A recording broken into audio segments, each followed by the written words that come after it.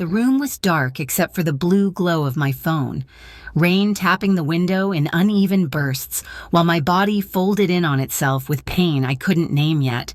My hands were shaking, slick against the bed sheets, and all I could hear was my own breathing getting louder as the clock crept toward morning. Something felt wrong in a way I couldn't explain, like my instincts were screaming before my mind caught up. If you've ever trusted someone completely and felt that trust crack when you needed it most, subscribe and tell me where you're watching from. You're not as alone as you think. I remember staring at the door, waiting for safety to arrive, replaying every choice that brought me here. The silence felt heavier than the pain, heavier than the storm outside. In that stillness, a realization settled so cold it almost numbed everything else. I didn't know it yet, but that night wasn't just the start of an emergency. It was the moment everything began to unravel. It was a little after 3 in the morning when the rain started pounding so hard it rattled the windows of my house in Annapolis. I woke up already breathless, my body tight, my stomach hard with a pain that felt wrong. I was pregnant, close to the end. But this wasn't how I imagined it beginning. I remember sitting up slowly, one hand on my belly, the other gripping the sheets, telling myself to stay calm because panic never helped anyone. Then the pain came again, stronger, closer, leaving me dizzy. I felt warmth and understood immediately what my body was telling me. I was alone. My husband was supposed to be unreachable. Tied up with work he said couldn't wait. I reached for my phone because that's what you do when you're scared and need the person you trust most. What I felt instead of comfort was confusion. Then something colder. There were sounds that didn't belong to me, an intimacy that had nothing to do with work or urgency. In that moment, the pain in my body faded behind a sharper realization forming in my chest. I stopped reacting and started noticing. I stayed still, listening, understanding more than I wanted to.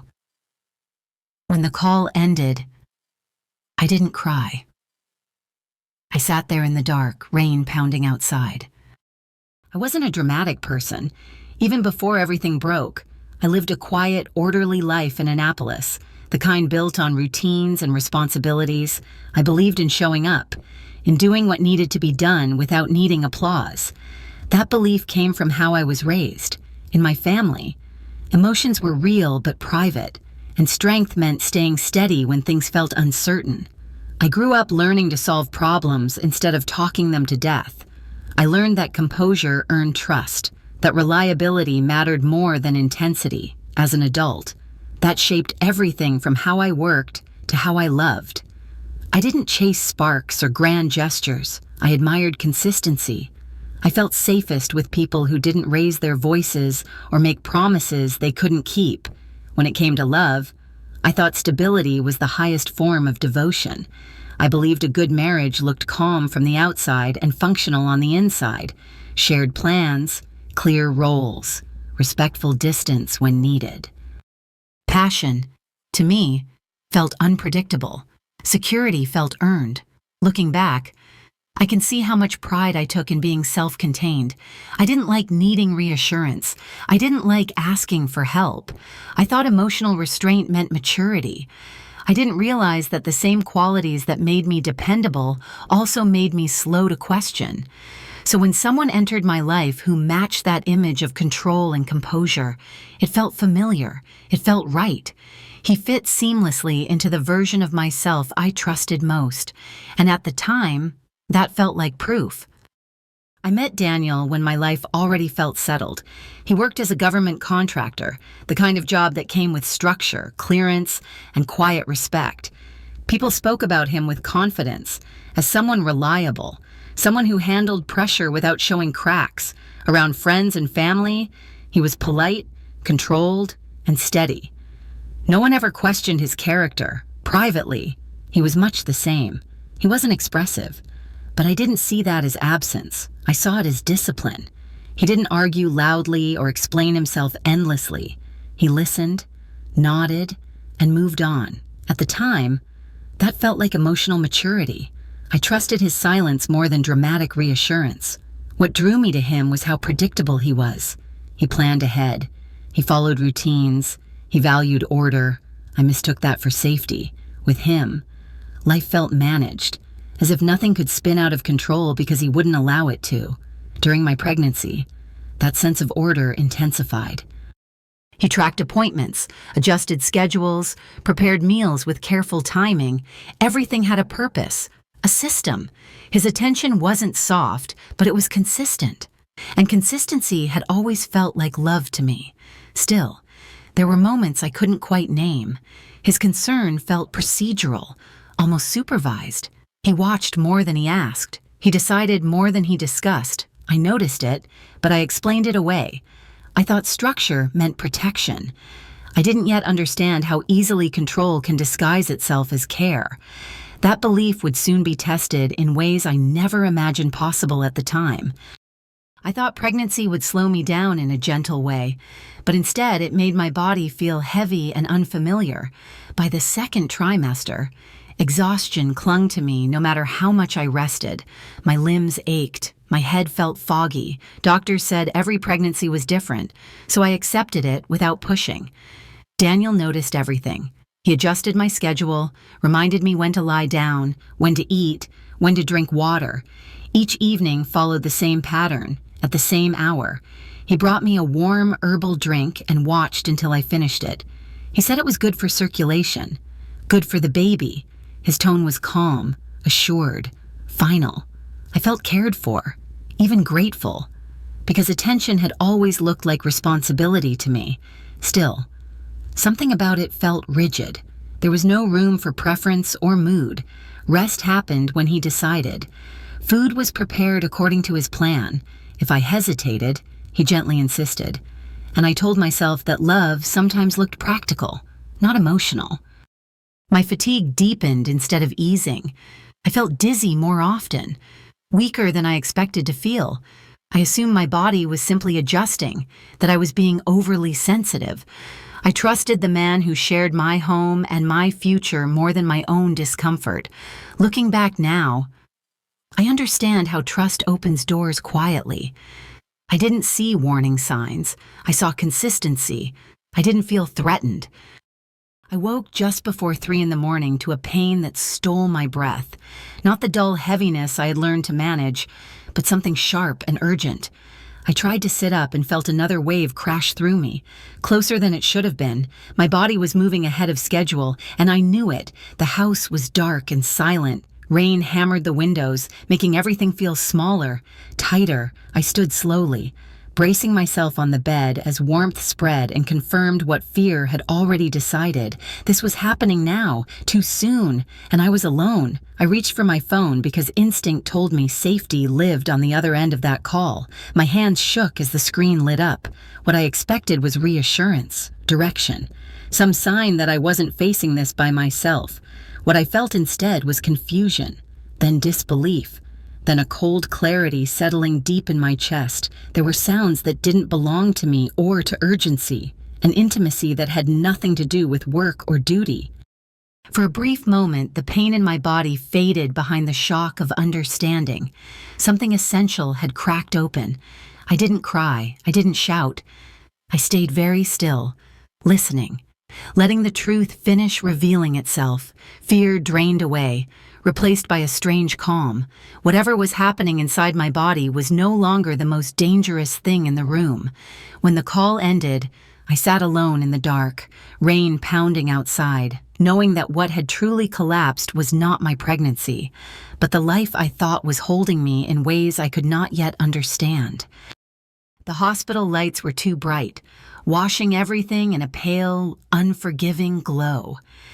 I drifted in and out of awareness as hands moved me, voices blurred together, and my body shook in ways I couldn't control. I felt emptied out, fragile, as if every ounce of strength had been spent just getting me there. Fear lingered, but it was quieter now, dulled by exhaustion. I understood enough to know things had been close. My body had been under more stress than anyone expected. There were complications, words spoken carefully, the kind meant to keep you calm without promising too much. Somewhere in that haze, I realized my baby was alive, stable, breathing, Relief came in a slow wave, heavy and overwhelming. What didn't come was my husband. I signed forms myself. I answered questions alone. Each decision landed squarely on me, and with every one, something inside me shifted. I wasn't waiting anymore. I wasn't hoping for someone to step in and take control. At some point, his father appeared at the foot of my bed. He looked older than I remembered, his expression tight with a recognition he didn't try to hide. He didn't ask questions or offer explanations. His presence said enough. I was safe now. But not because of the man I married. As the hours passed, clarity replaced shock. I didn't feel anger yet. I felt resolve. Whatever had brought me here, whatever truths were waiting, I knew one thing with certainty. If I was going to survive what came next, I would have to stop reaching for someone who wasn't reaching back. I didn't go back to the house we shared. When I was discharged, I took my baby and moved into a small apartment my mother helped arrange. It wasn't dramatic. It was quiet, intentional. Distance felt safer than conversation. Daniel tried to reach me. Messages arrived asking to talk, to clear things up, to explain what I thought I heard. I listened once, just enough to notice how quickly his concern shifted. He worried about misunderstandings, about timing, about how things might look if I didn't come home. He sounded frustrated when I stayed calm. That told me more than any confession could have. I stopped asking questions because I realized I already had answers. Explanations would only invite me back into a role I no longer wanted, the one where I absorbed discomfort to keep peace. Silence wasn't punishment. It was protection. For the first time, I allowed myself to observe instead of fix. I watched how patience faded when boundaries stayed firm. How apologies bent toward convenience, how urgency appeared only when control slipped away. Each unanswered message made my world feel steadier, not colder. I wasn't disappearing. I was choosing stillness over chaos. In that quiet space, without noise or persuasion, my mind finally had room to wander, and that was when a small detail from the past, something I had dismissed too easily, began to surface and refuse to let me rest. At last that night, I spent my recovery moving slowly, measuring days by feedings and short stretches of sleep. My body was healing, but my mind had finally gone quiet enough to notice what it had been pushing aside. In the stillness, one detail kept returning, uninvited and persistent. Every night during my pregnancy followed the same ritual, the same hour, the same cup placed in my hands, the same insistence that I finish it while it was warm. At the time, I called it care. Lying there now, I felt unease settle in my chest. Care does not feel rehearsed. I replayed the months leading up to the birth, the exhaustion that never lifted, the dizziness, the weakness that rest didn't touch. Doctors had brushed it off as variation, and I had accepted that answer because it was easier than questioning someone I trusted. But the timeline didn't sit right anymore. My decline had been gradual, consistent, precise, too precise. I began lining memories up against medical notes, symptoms against dates. Patterns emerged whether I wanted them to or not. What unsettled me most was how easily access had been granted, how trust had removed the need for explanation. That realization carried weight. I didn't feel panic. I felt focus. Instinct had stopped whispering and started insisting. I wasn't interested in confronting anyone or accusing without proof. I needed facts. Quietly. Carefully. I decided to verify what my body already knew, even if the answer changed everything that came next. The decision settled in me like certainty, steady and irreversible from that moment. The report arrived quietly, without ceremony. I read it once, then again more slowly, letting each line settle. Certain compounds were present in amounts unsafe for pregnancy, not enough to cause immediate alarm, but enough to weaken the body over time, to increase the risk of severe complications. My hands didn't shake, my breathing stayed even. Shock didn't come as panic, it came as clarity. Suddenly, everything aligned, the exhaustion that never lifted, the dizziness that felt out of proportion, the way my body failed when it mattered most. None of it was random. None of it was imagined. My instincts hadn't been exaggerating. They had been warning me. I sat there replaying the months before the birth. But now the memories carried weight instead of doubt. The nightly routine, the insistence, the confidence with which it was offered. What I once labeled care now revealed itself as access. Trust had made it possible. What struck me most was not anger, but precision. This wasn't recklessness or ignorance. Someone had known enough to avoid detection, enough to cause harm without leaving obvious fingerprints. That realization landed heavily and permanently. This wasn't a misunderstanding that could be explained away. It wasn't a mistake made under stress. I understood then that the betrayal I survived wasn't only emotional. It had been calculated. My silence hadn't protected me. It had been used. In that moment, I stopped asking why. Motives no longer mattered. What mattered was responsibility.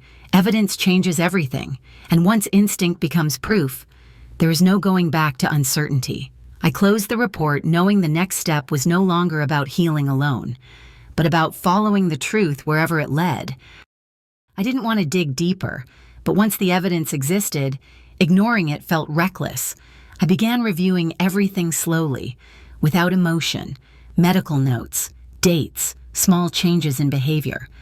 I had once dismissed as stress. I wasn't hunting for villains. I was looking for alignment. Patterns emerged with uncomfortable clarity. The timing of the herbal supplements matched my physical decline. Purchases I hadn't questioned suddenly stood out.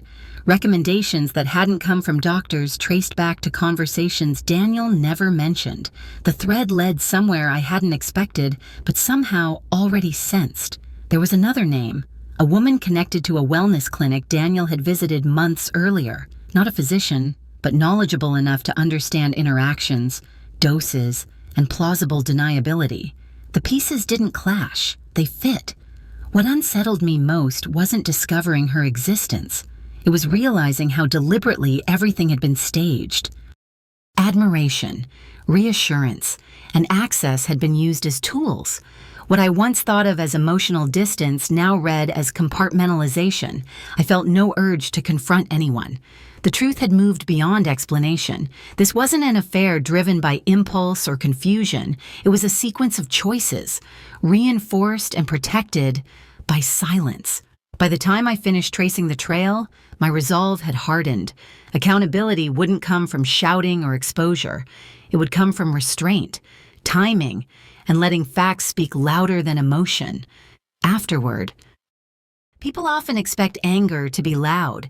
They imagine exposure, posts, confrontations, a public reckoning that feels satisfying in the moment. I understood that temptation. I also understood the cost. Public outrage invites noise before it invites truth. It gives people time to prepare stories, to erase trails, to turn emotion into a distraction.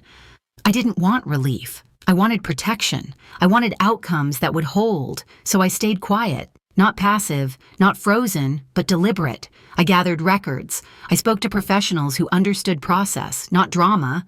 I chose rooms where facts mattered more than volume. Silence gave me space to think and denied others the chance to manage the narrative. Restraint isn't weakness when you're choosing it. It's leverage. It keeps your credibility intact and your options open. It prevents your pain from becoming someone else's defense. I trusted systems because systems move slower than outrage and last longer than attention. I trusted timing because timing exposes patterns, emotion can't. And I trusted myself enough to wait. My quiet wasn't surrender, it was preparation. While others expected a scene, I was building a foundation strong enough to carry consequences without spectacle. When things finally moved, they moved because evidence had room to breathe and remain undeniably intact. Once I stepped back, everything moved without me at the center of it. I wasn't in the room when questions were asked or files were reviewed. I didn't need to be. The work happened through channels designed for facts, not emotions. And that distance mattered. Investigations unfolded slowly, methodically. Access was suspended, roles were reconsidered. Stories that once sounded confident began to shift as timelines were examined and records compared.